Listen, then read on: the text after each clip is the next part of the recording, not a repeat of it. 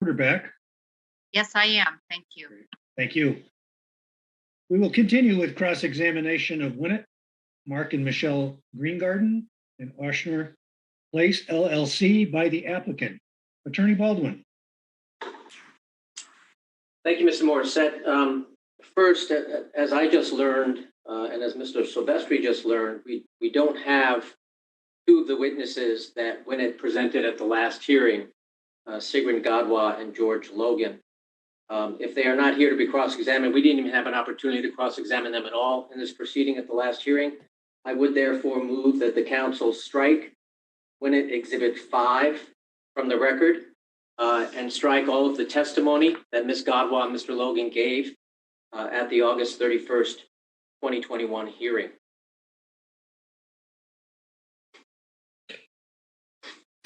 Thank you, Attorney Baldwin. I'll ask Attorney Bachman to comment. Thank you, Mr. Morissette. I think it would be appropriate if we heard from Attorney Ainsworth at this point, and perhaps then I will comment thereafter. Thank you, Attorney Bachman. Attorney Ainsworth. I have no objection to the motion.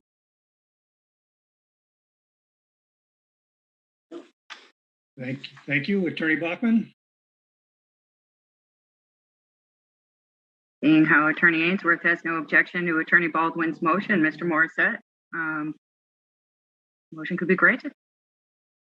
Very good. Attorney Baldwin, the motion is granted. Thank you. Please continue.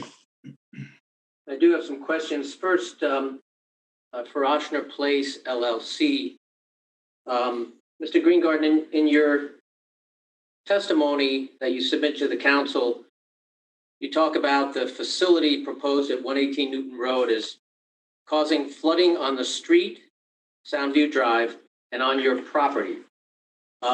Could you turn to plan sheet C-2 in the application for me?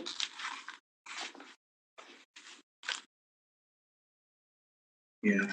Of which document? Can you please be more specific? It's the application behind attachment 1. There are project plans for the proposed cell site, and I'm looking at site plan, sheet number C-2.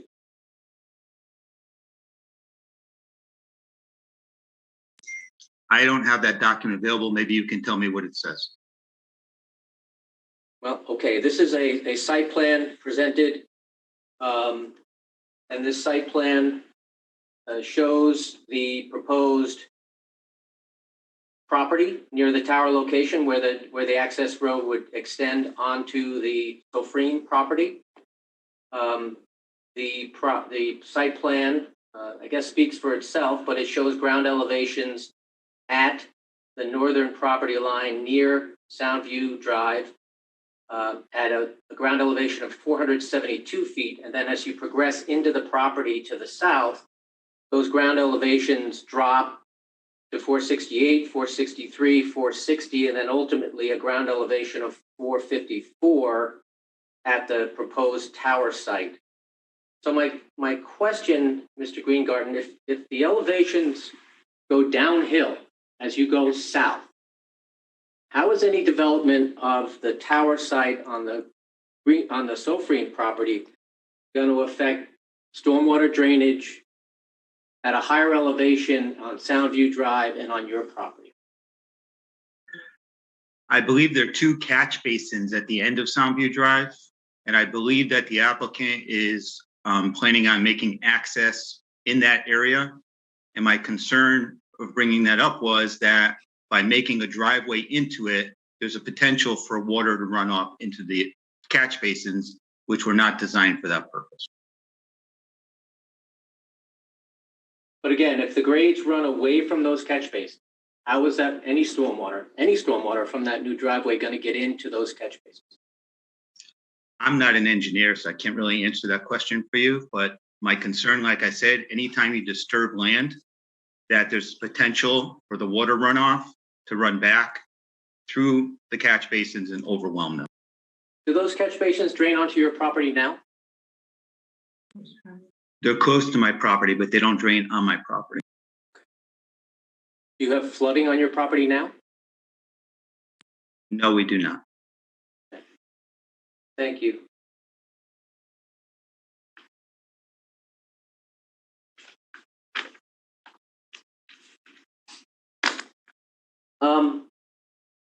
One question for Mr. Maxon. Mr. Maxon, in the drive test that you performed, are the results of that drive test based on an omnidirectional antenna, or did you do any post-processing of that drive test to model 3 sectors from that location? It was an omnidirectional antenna. Thank you. Mr. Smook, if I could refer you to your portion of the most recent exhibit submitted on behalf of WNNET.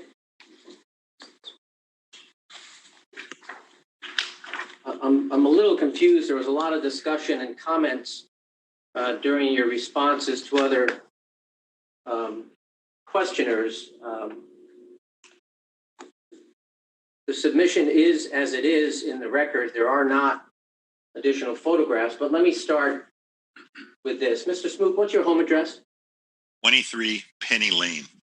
So you're the same Mitchell Smook that spoke at the public hearing on July 13th? Correct. And you were responsible for pulling together the drive test photos that are included in that appendix in the isotope report, identified as WNNET Exhibit 7, correct? Correct. And again, to take you to page 2 of that report, at the top it says 120-foot crane from the Public Works property, correct? Correct. And if you go to the next page, that's the photograph that shows the crane peeking up above the trees right behind the town hall building. Wouldn't in fact be the case that if you add another 30 feet onto that top of the crane, the tower would be more prominent behind town hall? It would be 30 feet higher. And if, as Mr. Maxon stated, a tower height of 160 feet was selected, it would be even higher, wouldn't it? It would be 40 feet higher from this position. And you do understand that the town hall is one of the historic resources identified by the town in the Woodbridge Green Historic District, correct? I believe so. I haven't seen the document that specifically outlines that. Going on to page 4, same question. If a tower of 150 feet or 160 feet at that location was built in accordance with Mr. Maxon's testimony, the tower would appear more prominently above that tree line. Isn't that correct? Which picture is this? This is on page 4, view from Center Road baseball field parking lot. Yeah, picture number 4. Yep. Yes. And the same would be true now on page 6, number 5, view from 146 Center Road mailbox, 150 or 160 foot tower at that location would extend above that tree line from that viewpoint, correct? From this viewpoint, yes, you would see it up a little higher. Okay. Do you have access to the original application, Mr. Smook? No, I don't. Have you reviewed that application? I've read some of the documents from it in preparation for some meetings that we've had, but I don't have it access in front of me here. Okay, then bear with me if you can. In attachment 9 of the application is a visual assessment that the applicant provided to the Siting Council, and it includes 2 photographs taken from Penny Lane, pretty close to where your property is located. And it shows that the proposed tower at 118 Newton Road, from one of the photographs, would have what they call seasonal views, meaning it may be visible through the existing trees. Do you think that's representative of the views from your property? I really don't know. Okay.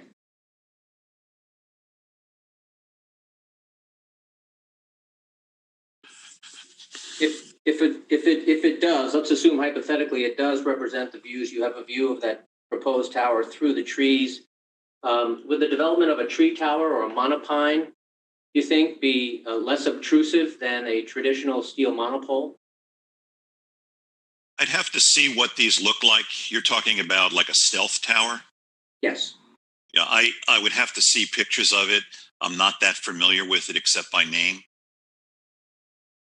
How far is your home from the proposed tower site at 15 Meeting House Road?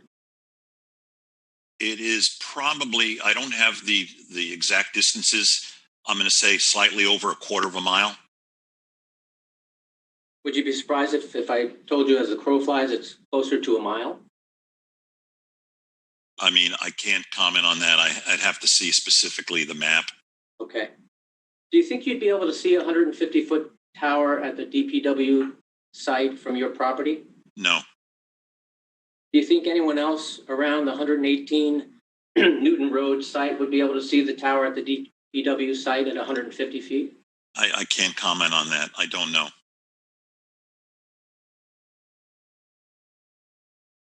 Did you knock on any doors of the neighbors who live around the Meeting House Lane area and ask them if they would object to a 150 or 160-foot tower at the DPW site? All that was done, the short answer is no. All that was done is to take pictures around the center of the town and up and down the 4 roads.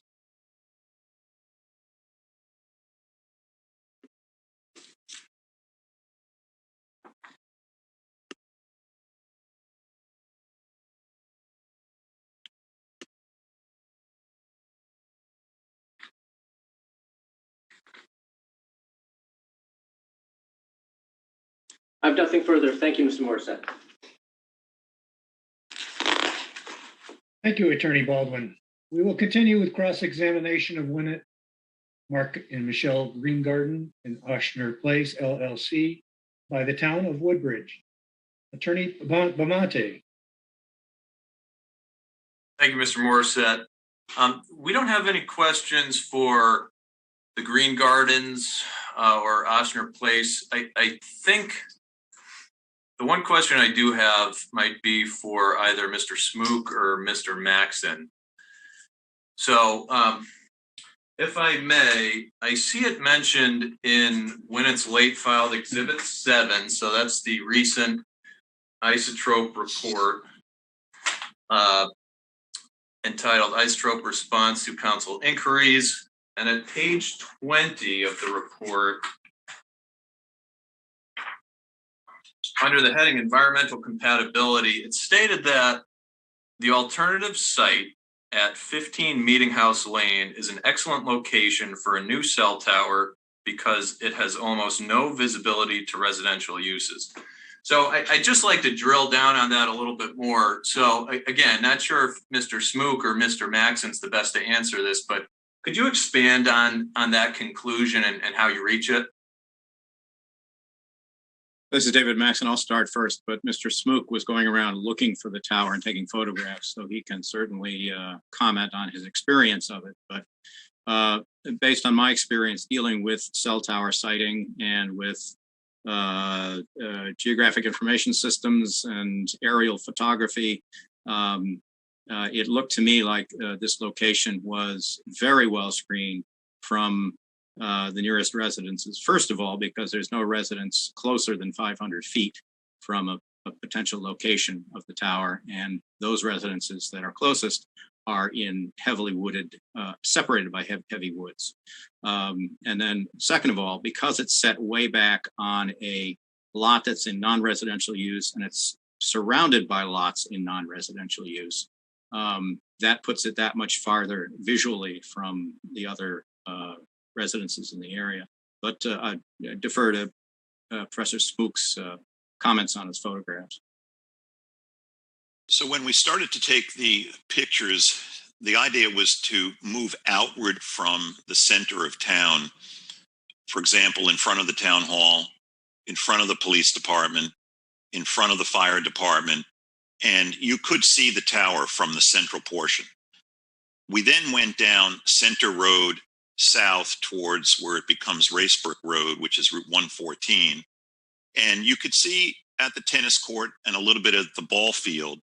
But as you started to head further south and you got into more of the residential areas, there was no view whatsoever. There's a lot of vegetation. The trees block it. And it was pretty clear that you could not see all the way in the back of the Public Works parking lot.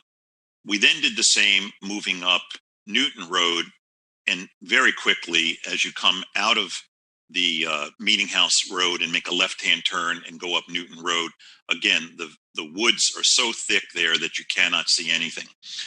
Then what we also did is we went down Center Road towards the Blue Check Deli, and virtually within a couple of 100 meters, you didn't see anything. The vegetation was so intense. And then the other thing we did is we moved up Beecher Road, and there is the Fitzgerald Fitness Trails there, or in the dog park. You can see a tip of this crane from that area, but as you start to move on Beecher Road towards the schools, again, very quickly, you don't see anything. So that was the reason that these directions were taken and the photographs from those locations. I think that's basically the motivation for why we did it. It was mostly visible from the center of town. Okay, thank you both. Mr. Morissette, no further questions from the town.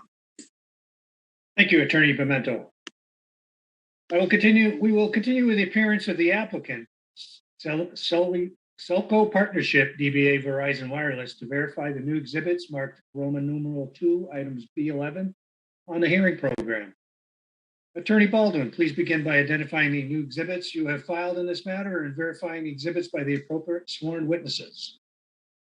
Thank you, Mr. Morissette. As referenced, there is one additional exhibit that we have to offer this afternoon, listed in the hearing program under Roman 2B, number 11.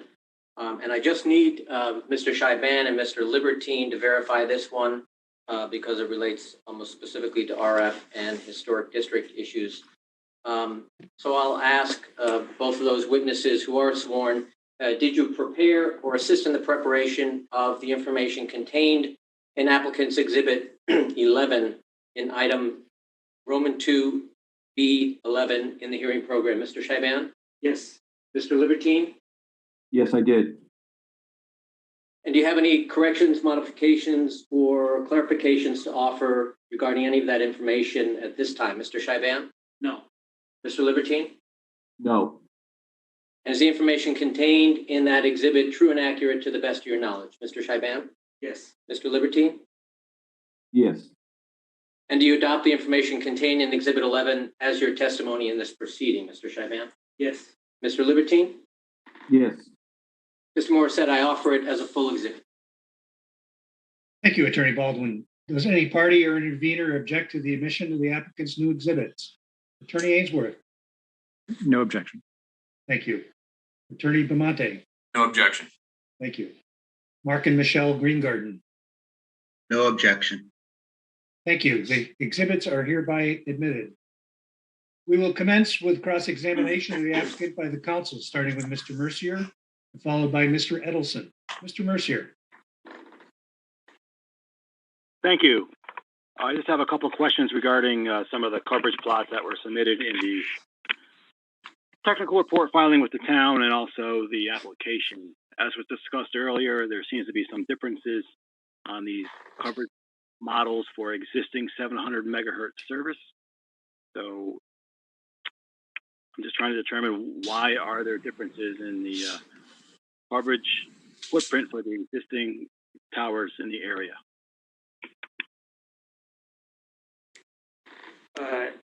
Yes, Mr. Mercier. So there is two different things going on here, and I'm going to refer to the isotrope report. So one major difference between the two as far as the proposed coverage is that the technical report was proposing a 140-foot tower. And then based on the, what we heard from the neighbors during the public information meeting, we looked for ways to reduce the visual impact. And so the application was filed for a 100-foot tower, so 40 foot lower. And that made a big difference as far as the proposed coverage.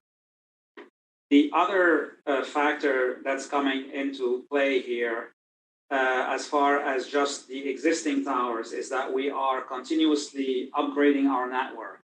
And while doing so, we are changing equipment and changing, in particular, the antennas. And we went from some single band antennas, so that only serve, say, 700 megahertz or 2100 megahertz, to multi-band antennas, which can, in the same housing, serve multiple bands. And the characteristics of these antennas and of the radios that are attached are slightly different. The way we do our plots is basically we just take, and so the tech report and the application were prepared at different times, and we take just the existing system as it is on that day. We prepare the plot. We don't go back in time and say, well, this is what was at the site 6 months ago, and so that is those are the two reasons that there are differences in the coverage and the plots. Okay, so for the existing service, basically what you're saying is you did some network upgrades, which diminished your service quality, I'll say, in the area of the proposed site that was partially served by existing towers in the area.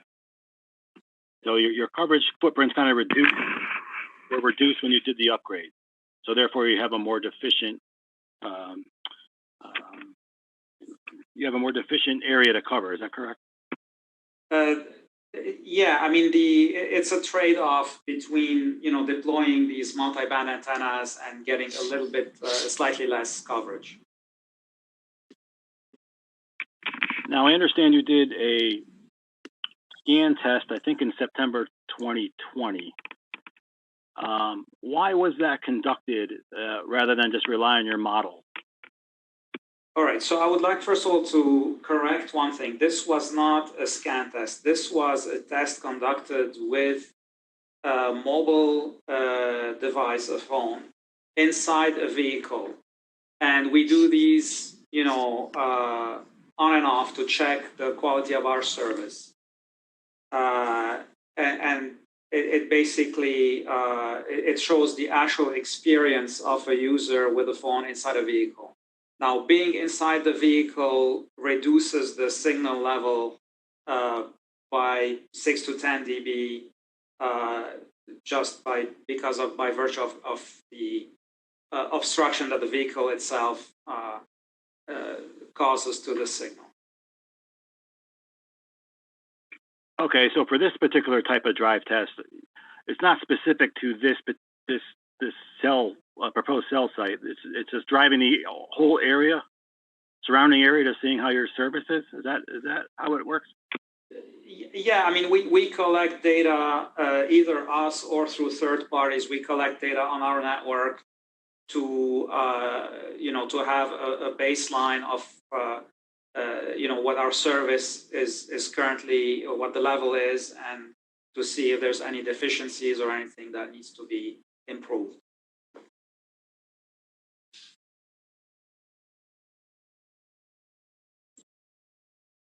So in this instance, would this particular drive test be more accurate than your coverage models for these roads? Yes, it definitely would be, because it's an actual measurement of the network versus a calculation, a computer calculation.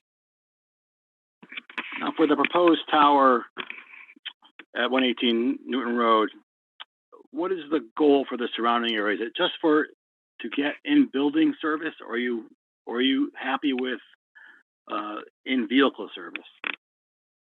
It is both. We are trying to improve the in-vehicle service on the roads, and we're also trying to improve the coverage inside the houses and other buildings nearby. Okay, so for a baseline threshold, are you looking for in building or in vehicle? Just because it seems like looking at the maps, there's a lot of structures along the roads in this area.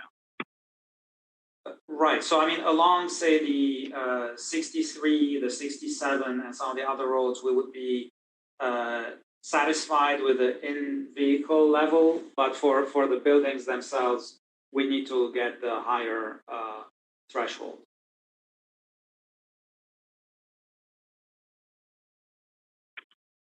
Okay, I'm going to turn to the late file exhibit of September 14th. It's hearing program number 11.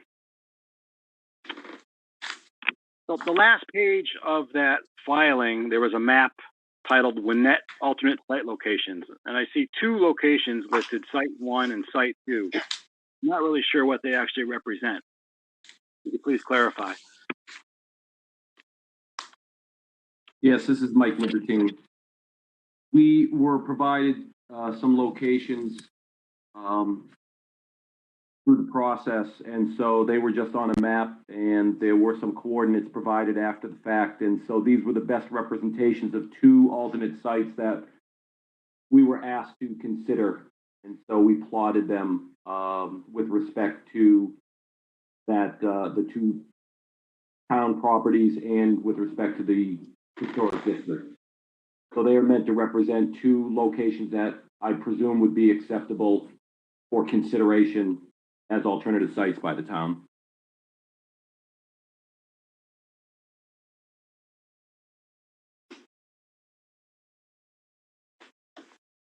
Okay, I'm just looking at the corresponding plots that were the two pages previous to that.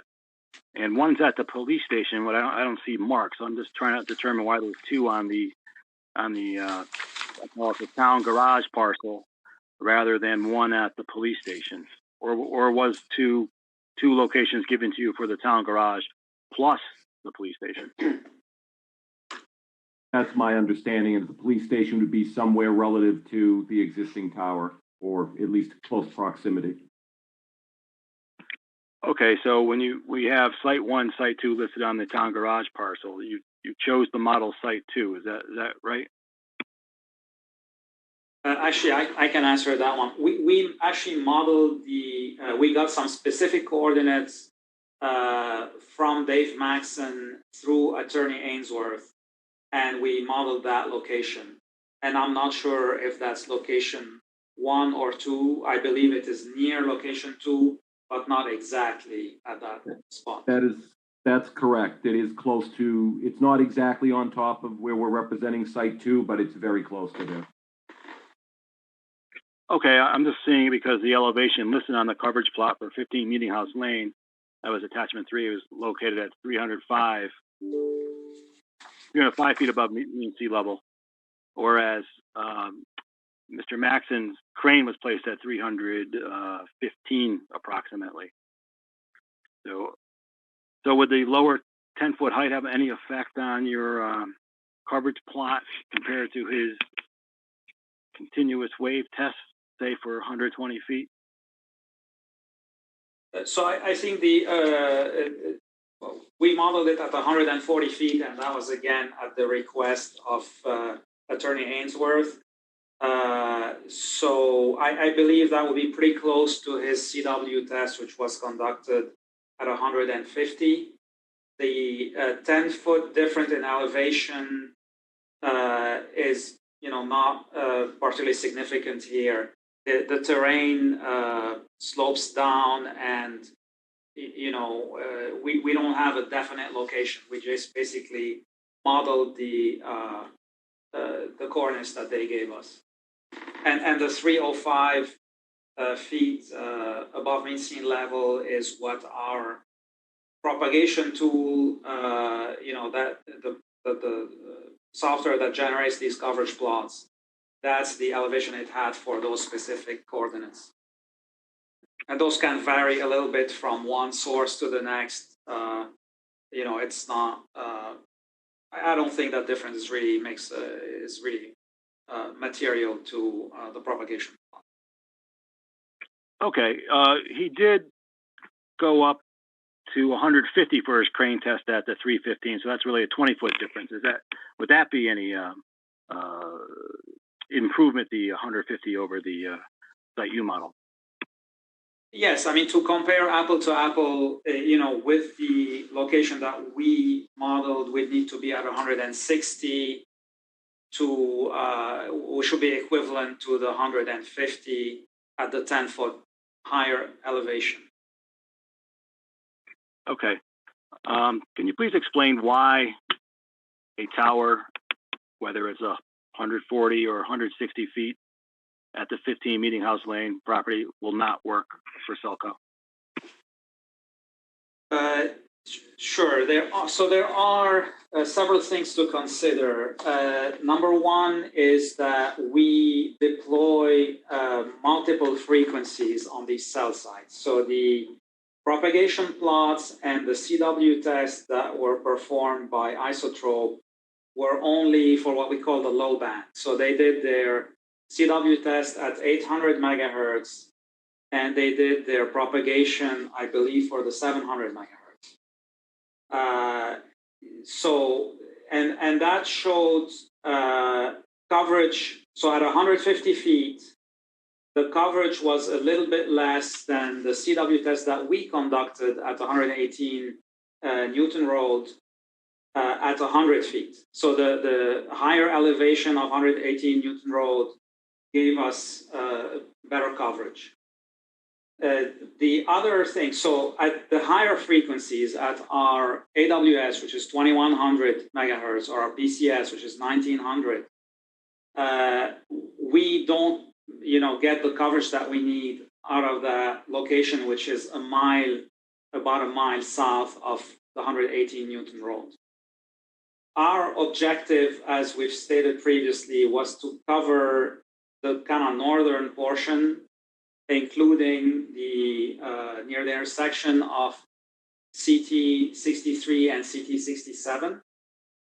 We couldn't find a suitable parcel or a property owner willing to work with us at that location, and we had to move south a little bit, about a 3/4 of a mile.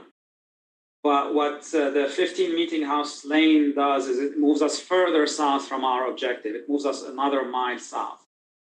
So coverage-wise, we would not get the coverage we need for the higher frequencies.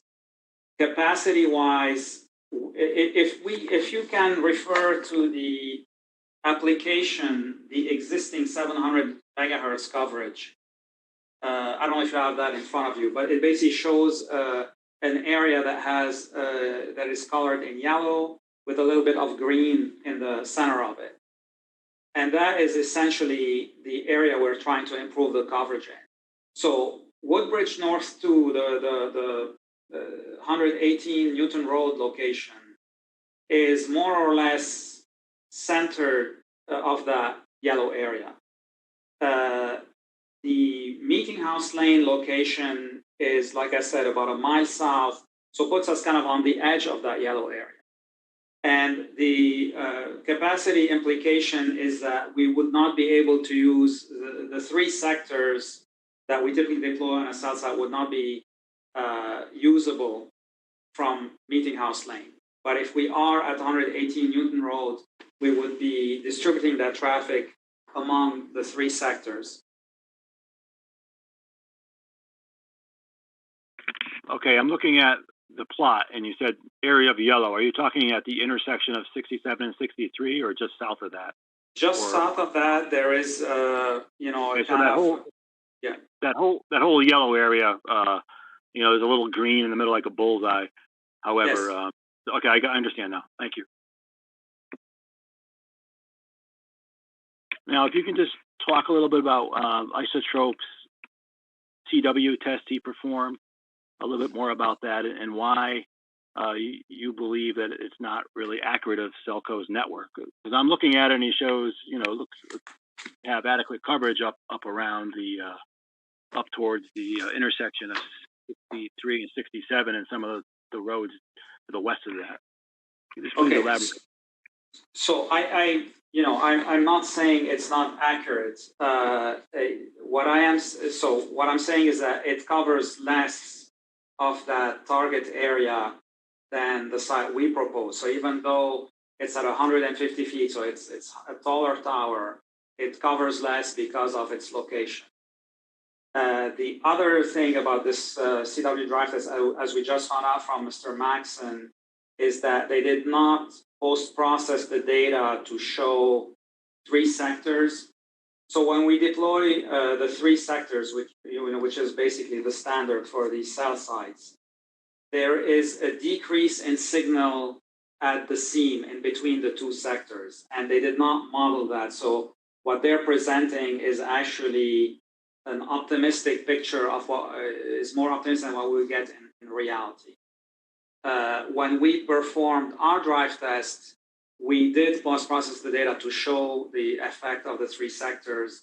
And we also did the drive test at the low band at 750 megahertz and at AWS at 2100 megahertz. And that 2100 megahertz is actually a key frequency for us for the 5G service. So we use a feature called carrier aggregation, where the mobile phone combines the data it receives on both frequencies, and we need multiple frequencies to be to have service in a given area in order for this to work. It's not enough to have just the low band. Okay, thank you. I have no other questions. Thank you, Mr. Mercier. We'll now continue with cross-examination by Mr. Edelson. Mr. Edelson. Mr. Morissette, if I could begin with, I guess, a question for you and maybe for Attorney Bachman. This is new for me, where we've had a motion accepted to, I guess it was to dismiss the filings and testimony of 2 of the witnesses. So does that mean that anything that was offered by them would not be part of our finding of fact and therefore be inappropriate to ask questions about that? I'm just trying to understand what I, as a commissioner, should do or not do with regard to those. I'll start and I'll have Attorney Bachman correct me. Well, you can't ask questions because they're no longer witnesses. They've been dismissed, I will call it. And I believe their testimony is no longer valid because it's been rejected. Attorney Bachman, would you wish to comment? Thank you, Mr. Morissette. You covered that well. You are correct. They aren't available today, and the exhibits that they offered have been stricken from the record, including testimony from the transcript of the last hearing. So my question was really, I had planned on asking the applicant to respond to some of the things they said, but at this point, it's as if they didn't say them. So it would be inappropriate for me to ask a question of the applicant about that. Is that correct? Correct, but you could frame it in another fashion. Okay. Thank you, Attorney Bachman. Yep, thank you. So I would like to take an opportunity with Mr. Zaidan. Mr. Maxon referred last time, and in his isotope report, he refers to a location in Pennsylvania. I think it's Lower Merion. And in the isotope report, the late filing, it indicates that's a Verizon project. But the date on that was 2016.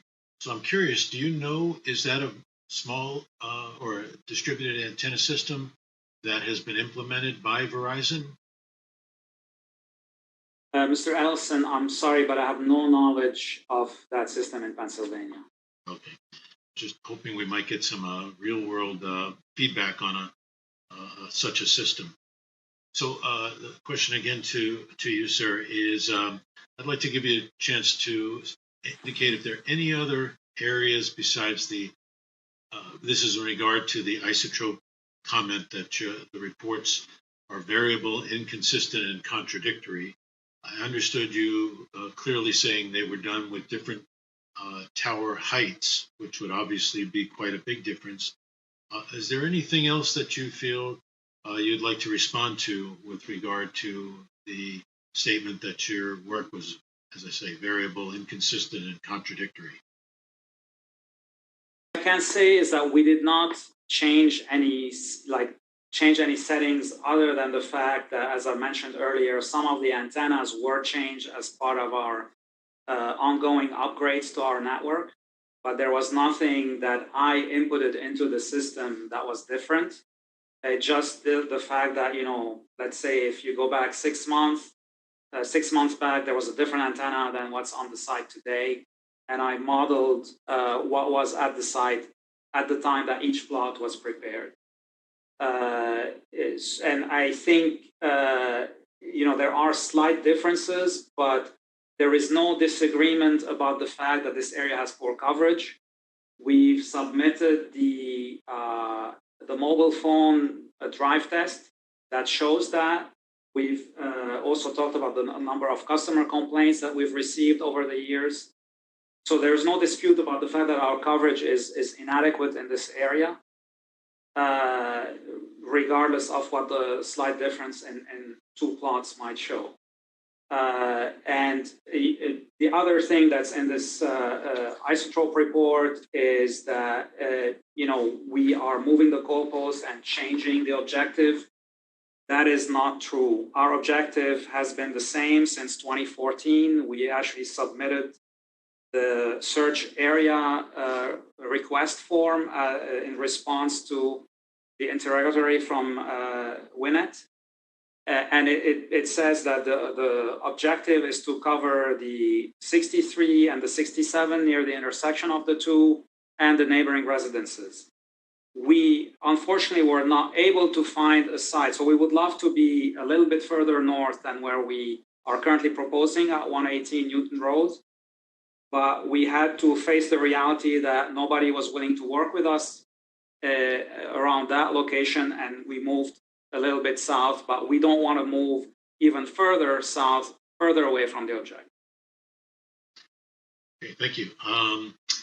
So maybe a question for Mr. Gaudet. Are you aware of any behavioral differences in animal life around a tower? In other words, that the siting and operation of a tower affects animals' behavior in and around that site? I'm not sure that. Objection beyond the scope of direct. We'll let the question stand on its own. Please continue. I'm not sure Mr. Gaudet's the appropriate witness, but perhaps if he is and wants to offer an answer, I just would like to open it up to any of our witnesses. I think you're right. I think I should have asked that to Mr. Gustafson. Thank you. Sure. Sure. Good afternoon, Dean Gustafson, All Points. So this is not an area of my expertise, but anecdotally. Then on that basis, I would object. If he doesn't have expertise, then what's he doing testifying to it? Yes, I agree with that. Does anybody else have expertise in this area, Mr. Baldwin? Attorney Baldwin? I don't think so. I don't think so, Mr. Morissette. Thank you. Okay. All right, Mr. Edelson, we're going to move on. Right. Thank you. Okay. Understand. And so I think this question would be, for Mr. Parks. If I'm looking for somebody to summarize for me to make it simple. Mr. Greengarden, I think, did a very good job of summarizing their position of why they thought this was not a good application, not a good site on behalf of Verizon. Just like a summary statement of why Verizon believes this is the best site that they have, given all of the site selection work that they've done and are aware of.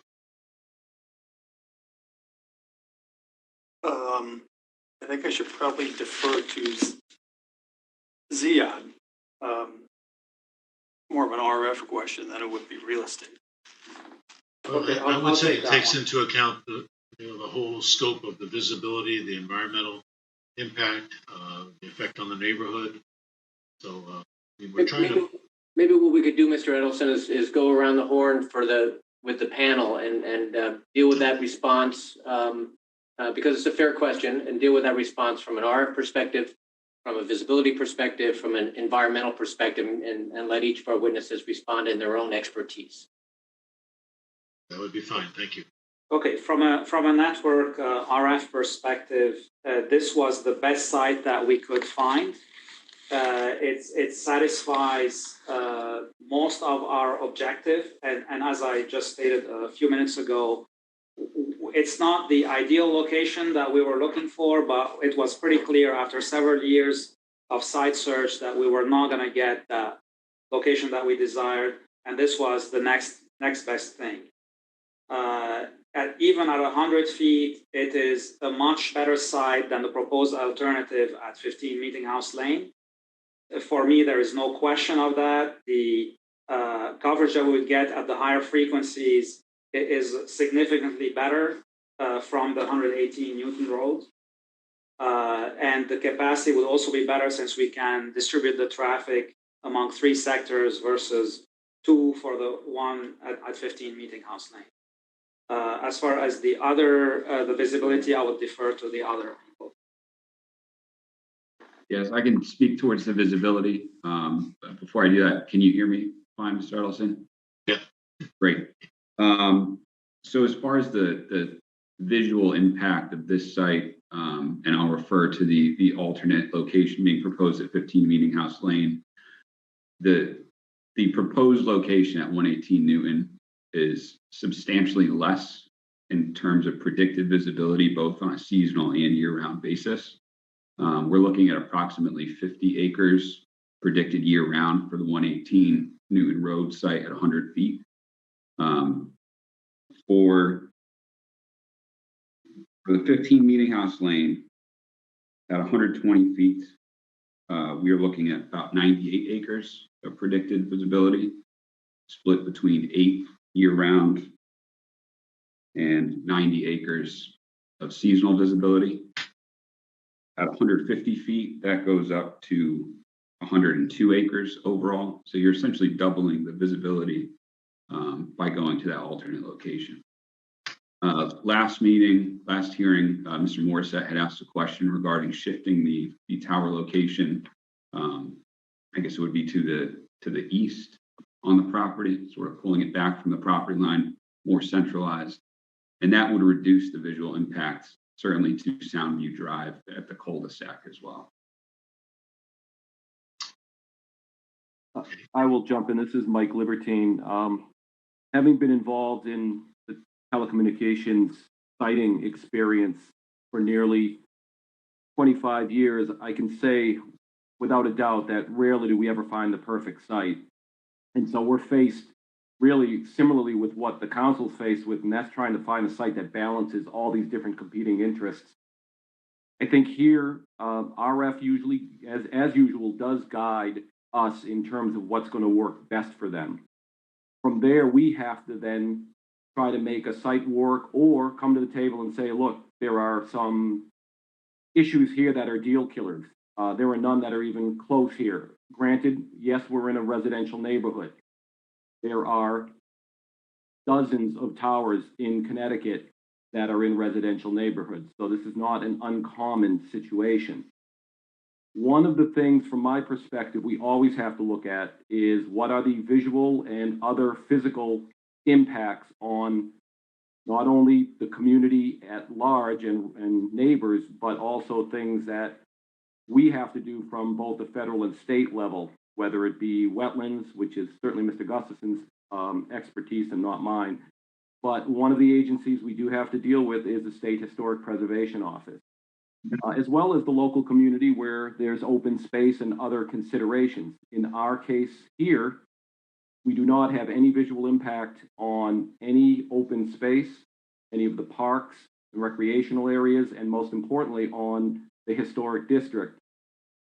As we were evaluating the potential alternative sites that were put forward by WNNET, one of my concerns was that that may have been a non-starter with the SHPO. I can't say that. I would never want to put myself or represent that I know how the SHPO is going to think, but I can say in the few decades of working with that office, I will tell you that unequivocally their first and foremost charge is going to be what is the visual impact from a historic district. And certainly this or those alternatives would have a visual impact on those districts. Hope that helps some clarification. Anyone else? Do you want to think? Pretty much gone around the horn. Unless Mr. Gustafson has something to add. He's trying to unmute.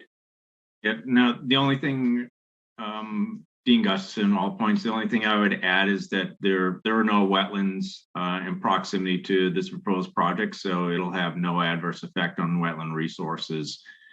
With respect to wildlife, the proposed facility is located, within an area that's been historically used for agricultural purposes. And the project consists of a 50 by 50 fence compound with a gravel access road from Soundview Drive that generally follows an existing farm path. So with considering the facility is unmanned and generates very little traffic, the overall proposed facility's effect to possible wildlife impacts would be fairly minimal and would certainly be less than a typical single-family residential development, which could have far higher level of human activity and vehicular traffic. Thank you. Thank you. And I got a little out of order, and I apologize. There was one other question I had about the some of the radio frequency plots, and that was the two plots that compared the strength of the signal, I believe, with and without the Hamden site. And I wondered if anyone, or Mr. Ziad, Mr. Chaiban, if you would like to comment on what was seen as an anomaly between the two plots regarding the Hamden site. So the tech report was submitted without, modeled without the Hamden site, as we intend to decommission that site. And we wanted to show what our network would look like in the future, at the time that this site would get built, probably. During the public information hearing, some of the residents brought that up, and they were under the impression that we took that site out because we were trying to hide that it would actually provide coverage where we needed in the coverage objective. And we prepared the application with that site included, just to show that that wasn't the case. So there's really nothing. It just basically, based on the feedback that we heard during that public information hearing, we decided to modify the plots to show everything and kind of eliminate any source of confusion or misunderstanding. Maybe I got very confused then, because I thought the implication was the plot showed better coverage without the Hamden site than with it. So that part is an anomaly that has nothing to do with the Hamden site. It has to do with some of the upgrades we've been doing on our other sites, where we were changed the antennas to accommodate more frequencies. And so those antennas that accommodate more frequencies are slightly less effective than the ones that accommodate only a single frequency. So nothing to do with the Hamden site. It's a coincidence that it turned out that way. I'll leave it at that, and thank you very much, Mr. Marcet. That's all I've got. Thank you. Thank you, Mr. Edelson. We'll now continue with cross-examination by Mr. Silvestri, followed by Ms. Cooley. Mr. Silvestri. Thank you, Mr. Morissette. If you could pull out two sheets of paper, if you will, in the late file that was just provided, if you could pull out attachment 3 of the late file, and if you could go back to the original application, attachment 6, page 2. If you could have those two in front of you, I'll pose my question. First of all, in attachment 3 of the late file, on the top of the page, it has the term raw land. What does raw land mean for 15 Meeting House Lane?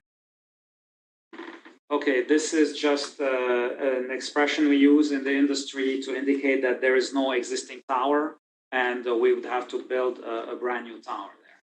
So you could use raw land also for 118 Newton Road. That is correct. Okay. All right.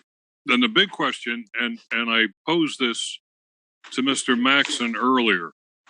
When I look at attachment 3 that was just submitted and the application attachment 6 on page 2, again, the scales are different. The color, unfortunately, is different. One has blue, the other has at least purple on my screen. So it's very difficult for me to overlay these things and see if they match. But visually, I'm looking at it and saying, the plot for 15 Meeting House Lane looks very, very similar to what you have on existing and proposed Verizon wireless coverage in attachment 6, page 2. Any comment on that? Yes, Mr. Silvestri. So the scale is indeed different. The size of the paper is different. So this was unintentional. And what you're seeing as the purple is actually the same as the blue on the application. I think that is just an artifact of the printing that it turned out a little bit different.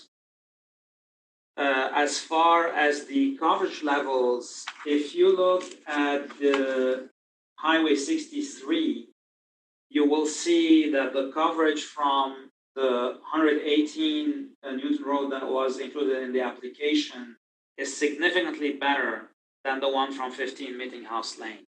So on the plot that was the late file exhibit, there is some yellow on that Highway 63. But on the one that was in the application, it is blue, which is the in-building level, and with a few dots of green. And I'm talking about the portion of the 63 that's south of the 67. I could see that. Okay, keep going. Okay. Yeah, and then I don't know which. I mean, in general, generally speaking. Comparing those two plots, the coverage from the 118 Newton Road is better. It just, I don't know some of these street names. They're kind of side streets that I kind of hard to,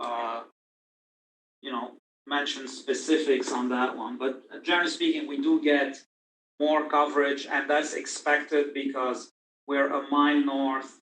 And even though the tower is shorter, it is on a higher elevation, and the higher elevation more than compensates for the shorter tower. That's actually what allowed us to drop the height from the initial 140 that we were proposing to the current 100 feet. Let me just pose one follow-up question to that. In particular, what you just mentioned about Route 63 and the apparent difference between the two. Early on in our proceedings, you had mentioned that a small cell would be needed somewhere around Route 67 to provide the coverage that's needed up there. Would a small cell in that area of 63 that you just mentioned solve that particular problem?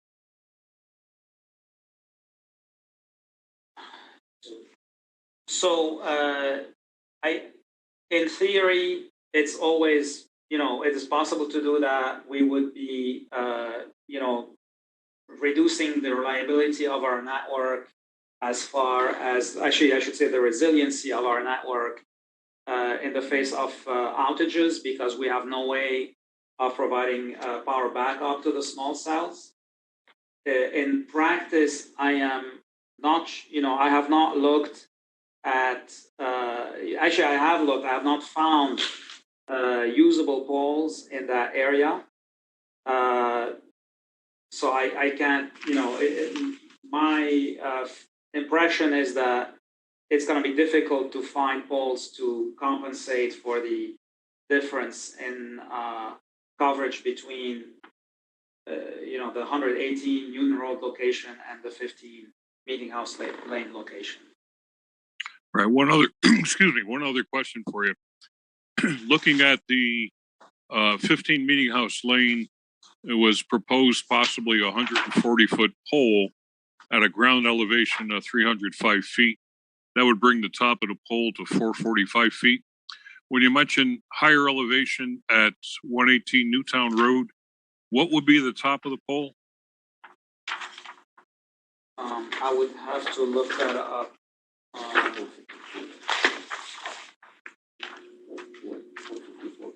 Yeah, so the ground elevation is 454 at 118 Union Road plus 100 feet, that's 554. 554, okay. Thank you for your responses. Mr. Morris said I'm all set. Thank you. Thank you, Mr. Silvestri. We'll now continue cross-examination by Ms. Cooley. Ms. Cooley. Thank you, Mr. Morissette. I just have a question about small cell placement. I believe earlier in testimony, there were questions about whether or not up at where 67 and 63 come together, there might be businesses that small cells could be put on the exterior. Is that a possibility, or has that been considered at all? So I believe that question was asked by Mr. Silvestri, and it was referring to actually a different area, not the intersection of the 63 and the 67. That intersection is entirely residential. We have searched for a site there extensively, and we could not find anything. So short answer is no. There are no small cell opportunities there. Okay, so if small cells were deployed there, the only opportunity would be to either find existing poles or put up new poles. That is correct. The existing poles were encumbered by electrical equipment such as transformers and things of that nature. Putting up a new pole would require having a property owner that's willing to work with us, and based on our previous search, that is unlikely in this area. Okay. So to build the site at the proposed site, you would still have a coverage gap up there. How would you deal with that, if not with small cells? So based on the CW drive test that we conducted, we had a very small gap on the 67, and we found one usable pole that is owned by UI, and we're in the process of applying for putting a small cell on that pole, and we're waiting to hear back from UI. Okay. All right. Thank you. And I appreciate your answers earlier to Mr. Edelson's question. That cleared up quite a few bits of confusion that I had as well. So that is all that I have, Mr. Morissette. Thank you. Thank you, Ms. Cooley. I have a quick follow-up question to Mr. Shaban, and it relates to the comment or the response associated with the changing of some of the antennas that caused some of the differences in the propagation plots. Now, am I incorrect in understanding that as you go through and change out antennas on your system, that essentially you are updating your database to run propagation plots on or access to? Whenever modification to an existing site is implemented, we update the database to reflect the current antenna and the current equipment. So that's in general for the specific site and application that you're dealing with, but not in general terms. You don't continually update your data so that you could run a propagation plot with using the best information available at any time, so it's not stagnant. No, we do update it on an ongoing basis. As soon as the modification is implemented, we update the database to reflect that. So that is an ongoing process. Okay, so if you were in a situation where you ran similar to this, you run a propagation plot and your coverage is not as good as it was before,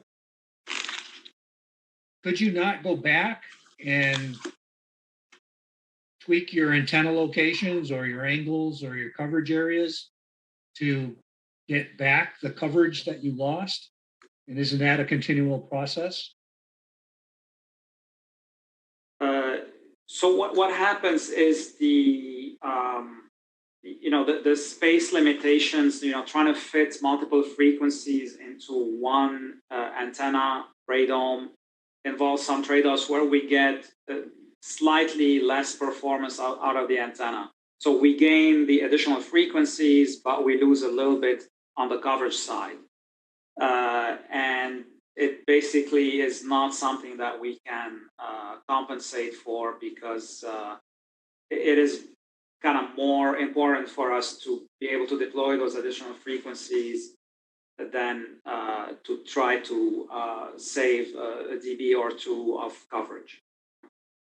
Okay, so it really comes down to, because the antennas have multiple frequencies built into what you're trying to accomplish, you've got a trade-off going here, and it's not necessarily how it's installed, it's the antenna you're using? That is correct. We get a better performance out of an antenna that's specialized for only one frequency than out of one that is able to fit multiple frequencies. Okay, thank you. Thank you for those responses. All right, we will continue with cross-examination of the applicant by the group party intervenor and SEPA intervenors, WNNET, Mark and Michelle Greengarden, and Oshner Place. Attorney Ainsworth. Yes, Mr. Chairman. I want to apologize. My camera at some point turned off and I have not been able to turn it back on. So you'll have to do without my face. So at the time that you proposed the application, this is direct to the panel, the antenna upgrades that caused the worst coverage than had previously been in existence had not yet been implemented, correct?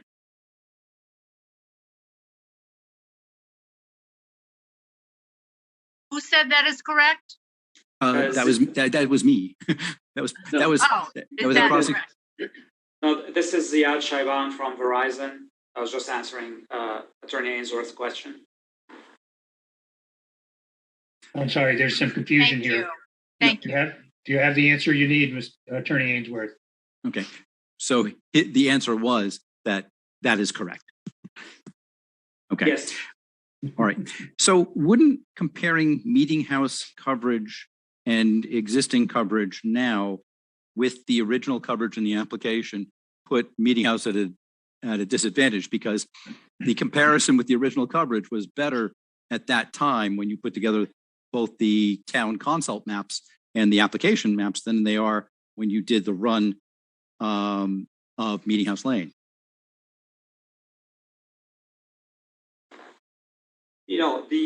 The differences in coverage are very slight, and so effectively, no, not really. It would not be putting Meeting House Lane at a disadvantage. Okay. So I want to be clear. The difference in the antenna height from 140 to 100 would have absolutely zero impact on existing coverage, because that change in height was with regard to the proposed tower, correct? Yes. Okay, so when the whole question of the differences between the various plots came up, the whole discussion about the difference in height of the proposed tower had nothing to do with what Mr. Maxon was talking about, correct? That is false. So Mr. Maxon pointed out two differences. One of them was for the existing coverage, which, as I mentioned, is due to antenna and equipment changes.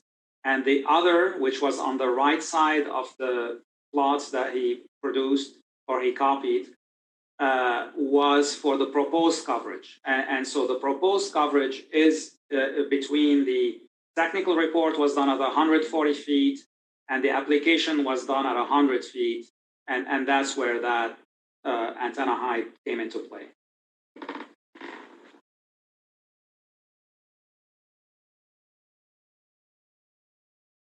So,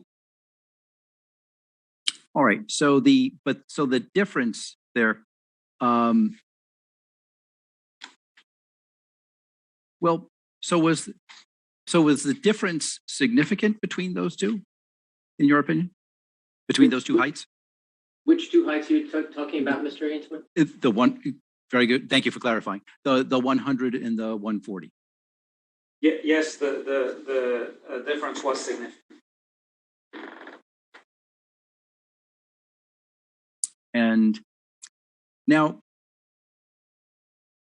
so the antennas that were changed, were there changes in antennas between the time of the first hearing in this proceeding and this proceeding? I do not know for sure. Okay, so I'm just trying to clarify, because the antennas that you gave us in response to WNNET, in response to the interrogatories, gave us antenna models, and I'd just like to know if those are still current, currently accurate, or whether those models have changed.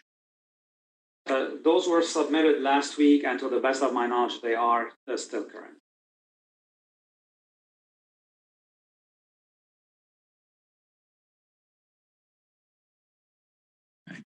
Let's see.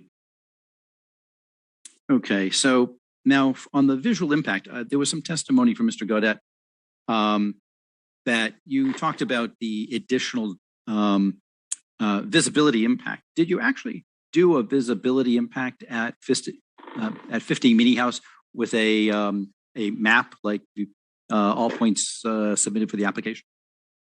Yeah, so we ran an analysis, similar, same process, same tool. It is a computer-based model, so it's not verified in the field as we do for what's seen in the actual visibility analysis. But we did run a computer-generated viewshed analysis. Okay. And did you submit that to the record? We did not. Okay. And so when you talk about you counted the number of acres of impact, you were did you count the number of residences and businesses that would be covered by the different towers? We did not look at businesses, but residences we did. And there would be a total of 14 residences, 2 of those having year-round views from the proposed Meeting House Lane at either 120 or 150. Okay. And how does that compare to at Soundview? How many residences there would have a view of the tower? It's comparable. I don't remember the exact number offhand from the Newton Road, but it's comparable.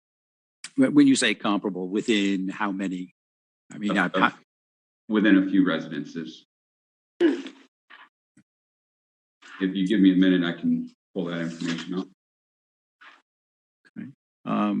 I'll move on to other materials. Did you consider that the area around Meeting House Lane contains ball fields and large swaths of municipal open property? Yes. And did you determine how many buildings or structures within the historic district would have a view and what the quality of that view would be? Essentially, almost every building within the district will have a view. Those differ between some of them are seasonal, it looks. Give me 1 second. Just looking at the map here. Is that map in evidence? It is not. Okay. So it's well, I don't want you testifying from things that are not in evidence, so I will continue on. Are you aware that the Meeting House Lane location is actually a public works department? Yes. And despite it being in a residential zone, it is not actually a residential property, as is the one in Soundview. Yes, it's certainly not a residential property if it's a public works facility. Okay. And the proposed tower at 118 Newton Road is actually on a residential property, is it not? That is correct. And all of the adjacent properties to 118 Newton Road are in fact residential. To my knowledge, yes. And none of the adjacent properties to 15 Meeting House Road are in fact residential, correct? That I don't know.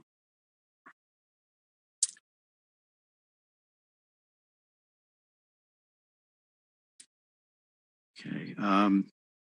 Now, you were asked some questions about small cells, and there was a actually, I don't know if it was Mr. Goddard. I think it was one of the other panelists. So changing to the small cell discussion. Sorry, Mr. Ainsworth, if I could just answer, I just got the number. It was 15 residences would be impacted visually, either on a seasonal or year-round basis at the 118 Newton Road with a 100-foot height. Okay, and that doesn't take into account the quality of the impact, does it? Give me 1 second.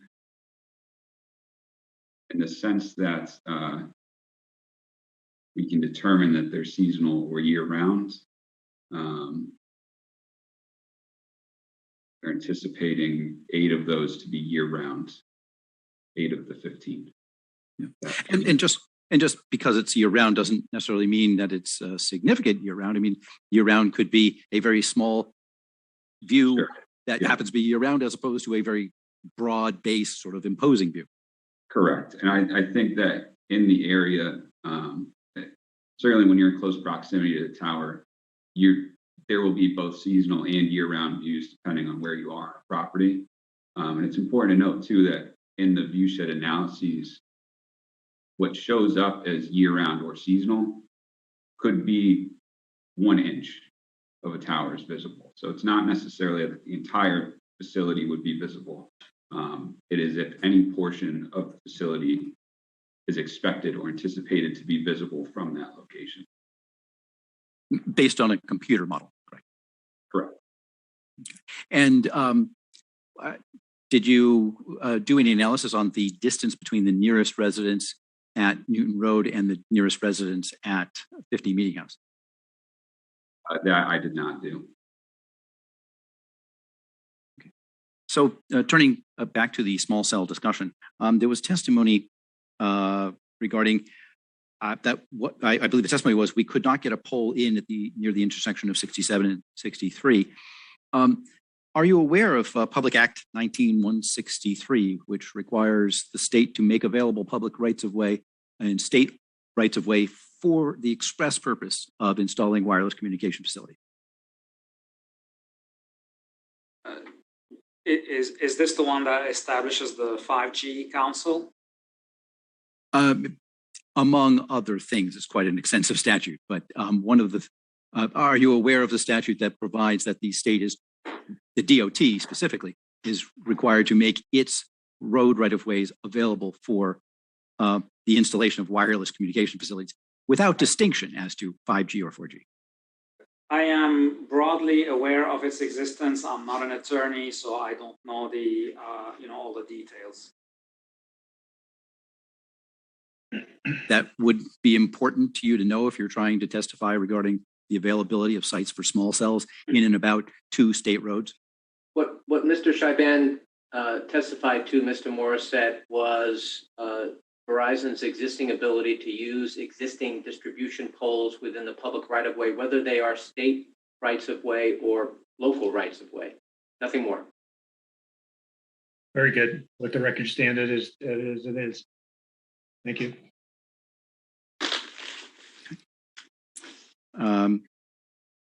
So is it possible that you could utilize the state rights-of-way on Route 63 or 67 to provide additional capacity that might be lacking, as you testified, regarding what might be coming out of 15 Meeting House?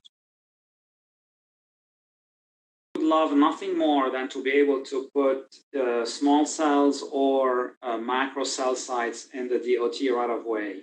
Unfortunately, the track record has been very bad. I think Verizon has tried many times over the years to do so, and we've never been successful. I have one where I actually submitted through this 5G Council after this law was passed. And I went out there on a sidewalk with the DOT personnel. They had plans for future expansion in their right-of-way that were either short-term or long-term, and they asked us to move the proposed small cell. When we did the survey, it turned out that they had moved us off their property and onto somebody else's property. What town? What town was that? New Haven. Okay, so that has nothing to do with the Route 63 and 67. You don't know what the response would be under this law for that location.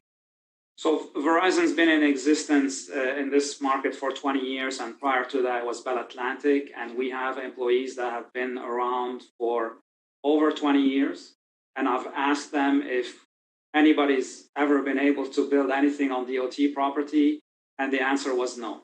And do you think that might have been the reason why 19163 was passed? Objection. Recently? I'm not going to ask my witness to speculate about the reasoning behind the 5G Council bill. Sure. Agreed. Okay. So then let's ask another question then. The 19163 bill was passed in 2019, correct?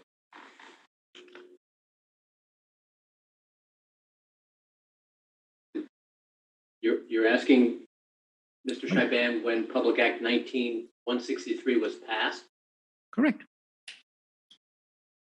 You know when it was passed? I'm guessing it was 2019. I don't know the exact date when it was passed. Okay. So testimony regarding Verizon's experience for the last 20 years would not be relevant to a statute that was passed in 2019, would it? Mr. Morissette, Mr. Ainsworth asked the question about DOT rights of way. Mr. Scheiban was simply sharing experience from the past. Is it relevant to what might happen in the future? No, it never is. But he was simply sharing anecdotal evidence from his experience and experience of others at Verizon about dealing with the DOT. That's fine. He's sharing his experiences. Please move on. Attorney Ainsworth, do you have much more to, considering the hour, do you have much more to go? Yeah, it was, those were like the first three topics. I have several others. There was a lot of ground covered today. Several more topics. Yes, I have a number of questions. Okay, well, given the hour, we are going to continue this at another date. It will be Tuesday, October 19th. So we will stop questioning at this point, and we'll have a continuation. The council announces that it will continue the evidentiary session of this public hearing on Tuesday, October 19th, 2021 at 2 p.m. via Zoom remote conferencing. A copy of the agenda for the continued remote evidentiary hearing session will be available for the council's docket number 502 webpage, along with the record of this matter and public hearing notices, instructions of public access to this remote evidentiary hearing session, and the council's guide and citing council's procedures. Please note that anyone who has not become a party or intervener, but who desires to make his or her views known to the council may file written statements with the council until the record closes. Copy of the transcripts of this hearing will be filed at the Woodbridge Town Clerk's office. I hereby declare this hearing adjourned, and we will re-adjourn on October 19th. Thank you, everyone. Have a good evening.